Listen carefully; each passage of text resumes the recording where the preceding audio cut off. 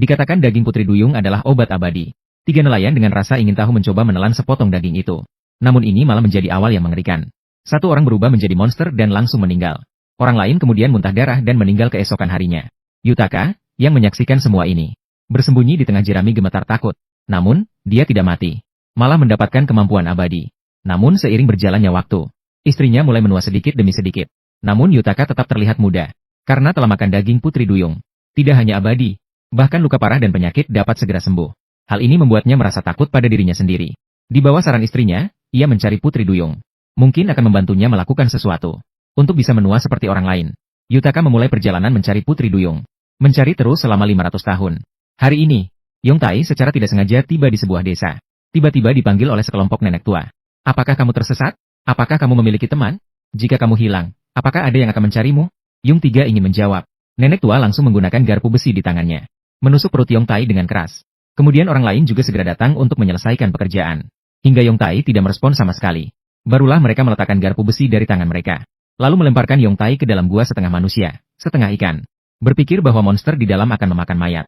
Sebenarnya alasan nenek tua itu begitu kejam. Adalah karena mereka menyembunyikan rahasia yang tidak boleh diketahui orang. Mereka membawa pulang seorang gadis bernama Zhen Yu 15 tahun yang lalu. Meskipun merawatnya dengan makanan dan minuman yang enak setiap hari. Namun tidak pernah membiarkan Zhen Yu keluar rumah. Dia kemudian mengenakan katapel pada kakinya dan mengurungnya di dalam rumah. Setelah putri duyung berusia 15 tahun. Nenek tua itu untuk mencapai rencananya. Oleh karena itu, hari ini di antara orang-orang ini, mengambil seseorang yang harus dikorbankan. Dan orang yang dipilih adalah wanita muda dan cantik ini. Itu juga adalah yang paling panjang hidupnya. Kemudian, para nenek tua mengadakan upacara di gua putri duyung. Kemudian wanita menuruti permintaan untuk menanggalkan pakaian. Lalu memasuki kolam. Tidak butuh waktu lama sebelum disiksa tanpa belas kasihan. Sampai wanita benar-benar kehilangan nyawa. Kemudian muncullah wujud putri duyung. Sebuah potongan daging di tubuhnya dipotong oleh nenek tua. Dibawa pulang dan dijadikan sashimi untuk diberikan kepada putri duyung. Ikan duyung menelan daging putri duyung. Nenek tua dengan gembira memberitahu desa ini. Ini berarti rencana mereka berhasil. Dan kejadian ini terjadi hanya 1 hari sebelum Yongtai ditikam. Beruntungnya dia perlahan pulih dengan tubuh yang tak bisa mati dan tak bisa tua. Yonga menemukan putri duyung itu. Ini adalah hal yang telah dia cari selama bertahun-tahun. Yonga membawa mayat putri duyung itu masuk ke desa. Dia meminta wanita tua itu memberitahu dia tentang kebenaran putri duyung. Tanpa disangka, yang dia dapatkan masih berupa garpu besi yang tajam. Sepertinya mereka ingin menghabisi Yonga sekali lagi. Dalam keadaan panik, Yonga merebut sebilah garpu besi.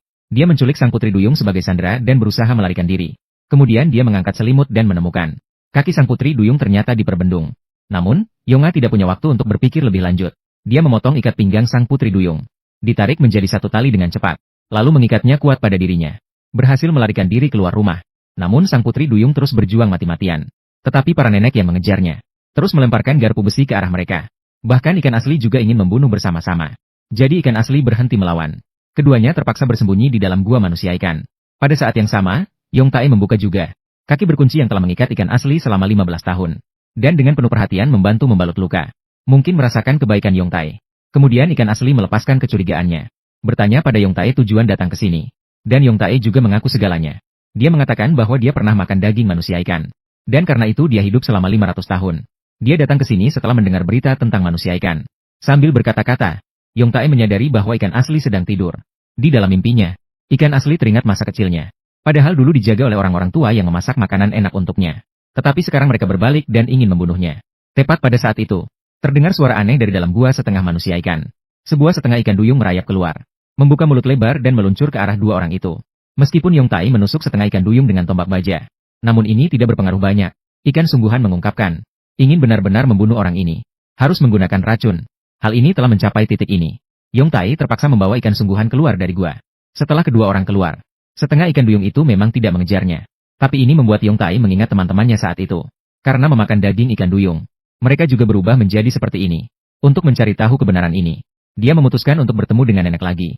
Meskipun ikan sungguhan ingin ikut bersamanya. Tapi kakinya telah terborgol selama 15 tahun. Sementara tidak bisa berjalan dengan baik. Dia terpaksa menunggu di tempat ini dengan putus asa. Ketika Yongtai baru kembali ke desa, dia dikepung oleh sekelompok nenek di sana. Yongtai tidak ingin bertengkar dengan mereka. Terpaksa menggunakan ikan asli sebagai syarat tukar-menukar. Meminta nenek berbicara tentang urusan putri duyung. Pada saat ini, Yongtai juga menyadari. Di desa ini tidak ada laki-laki, semuanya wanita. Dan semuanya terlihat hampir sama. Kemudian, nenek itu menyetujui syaratnya. Dalam kebingungannya, dia bertanya kepada Yongtai siapa sebenarnya dia. Mengapa harus mencari putri duyung? Namun, Yongtai tanpa ragu mengambil pecahan yang pecah. menggaris sebuah luka di lengannya. Dalam sekejap, lukanya sembuh. Barulah nenek itu mengerti bahwa Yong Tai pernah makan daging Putri Duyung. Namun meskipun begitu, nenek itu masih tidak ingin mengungkapkan kebenaran. Malah memberitahu Yong Tai bahwa hidup abadi menyebabkan penderitaan. Kalau ingin mati, potong saja kepalamu.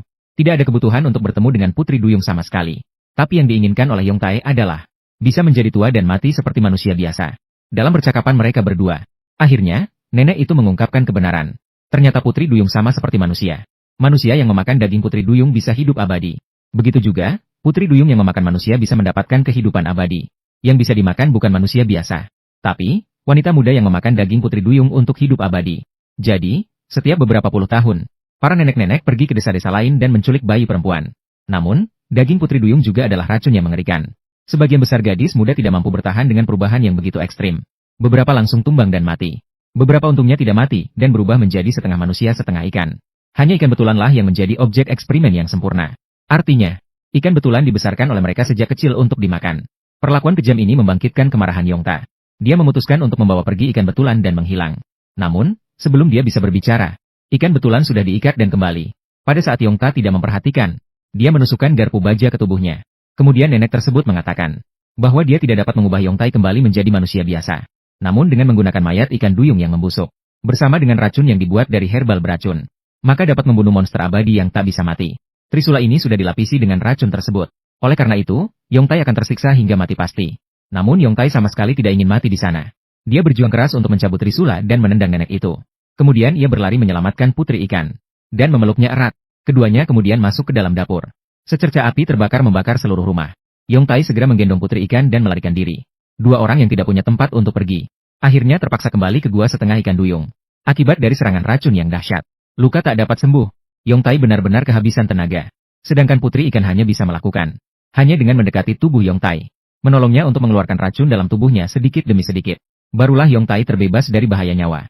Tetapi di dalam gua setengah ikan duyung ini, ada pintu keluar yang terhubung ke pantai. Para setengah ikan duyung di dalamnya juga sangat berbahaya. Oleh karena itu nenek tua ingin menangkap mereka, termasuk Yongtai. Hanya dengan membuka pintu air desa, menghantarkan mereka dari gua menuju pintu keluar di pantai. Ketika pintu air dibuka, menyebabkan setengah ikan duyung di dalam dan mereka tenggelam seketika.